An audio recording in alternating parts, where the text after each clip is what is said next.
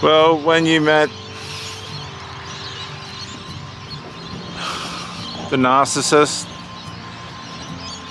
the love bomb was deep and it was fierce, it was effective, fast sex, you didn't know each other at all. This isn't uncommon, this happens a lot now. And the person that you're with was used to this. They do this as a means of getting supply and hope that the person that they're with walks away or disappears. And usually they do. They have lost all value for themselves. And as a consequence of that, they subject themselves to all sorts of abuse and abuses.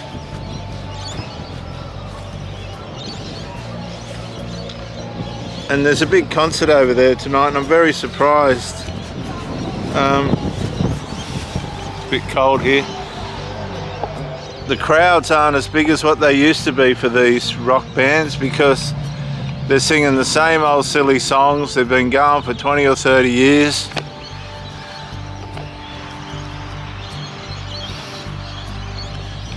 And people are pretty well tired of it. I know I am. I got friends that listen to music over and over, right back to the 70s, and I got taught, you know, you really should only listen to something once and then move on and keep learning. But people have music that they like and they go along and they don't really learn anything. It's just a form of enjoyment. Nothing wrong with that.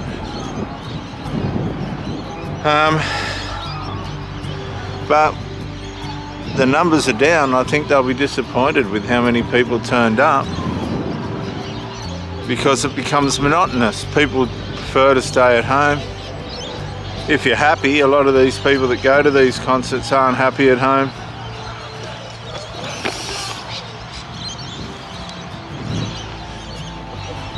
And getting back to the narcissist, the love bomb phase, full of sex and full of company, and they're just topping themselves up. They've probably had a dry spell. You've come along, someone that's attractive for a change, someone that's not a grub, that looks after them. You look after yourself and you're well educated, you've done well for yourself. And they're probably fascinated with this and are prepared to go a little bit further than normal and commit themselves a bit. But I can promise you there will be flying monkeys in the background that will oppose what's going on because they're used to getting supply off this new partner of yours. Here please.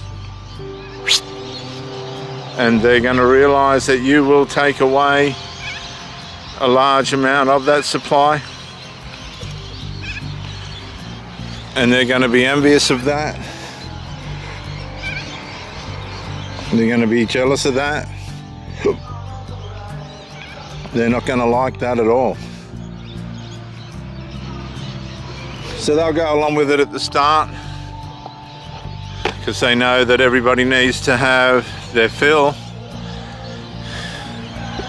But if it turns into something serious, look out. Well, the love bomb phase is over and there has to be a drama. There has to be some kind of drama so that they can get their distance and begin to detach from you, but you're not aware of this. And you push in harder to make a good example of yourself to this person. Well, they're trying to strategize a formula to get themselves out. And usually this will involve one of their flying monkeys won't like you, or something will happen, some drama will happen, and they'll start to make space between you and themselves. and this space will be justified, but you won't be able to figure out what's going on, because it doesn't make sense that somebody would want to have space when you're trying to build a relationship with them, or you think you are. They've got no intention of doing that. You're just being used for supply.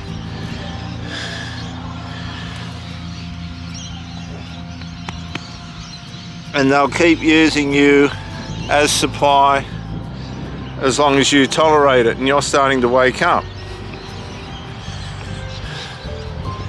You're starting to have to force the issue with this new person that you've met. You may get 1 month, 3 months, 6 months, 12 months before the devalue stage starts, but if you've got your wits about you, you immediately break it off. You immediately go no contact. You should have the skills by the time you're my age, which is nearly 60, 58 as a matter of fact, to know when you've met somebody that's half-hearted and just going to use you as a convenience for themselves, as a means of a way of fulfilling a particular need that they can't get on their own. And once you wake up to these people, they're quite surprised that there is a community out there that is waking up to their means of deception and ways in which they use you. You're actually being used. You're actually being used. And because of our loyalty and devotion and things like this, particularly if we've slept with somebody and you've got any value or moral about yourself and them at all, you will want to present yourself and do your part in a relationship that's going to benefit the other person as well as yourself. But you'll find with the covert narcissist, they seem to have all the right reasons for this not to happen. And you need to make sure that you stop this behavior straight away. Do not tolerate it. Do not put up with it. People that are trying to make space between you and them are trying to tell you that you are not valuable to them. And if you don't resolve it, they'll triangulate you. They're going to get rid of you one way or another. And our love and devotion stops us from cutting these people off. And so as the unresolved thickens, that's your sign to get out.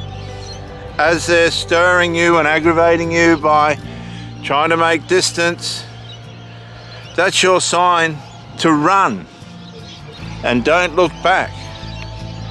Go no contact and give them nothing. They're using you. That's why they're trying to make space. They've got a life that's more important to them without you in it. That's all it is. They've probably been burnt, trashed, used before you come along. But you're smart. You're one of the ones that has standards. They're not living up to your standards. They're not used to this. You go warn them. They don't listen. You go no contact, get out, split from that person, and never go back.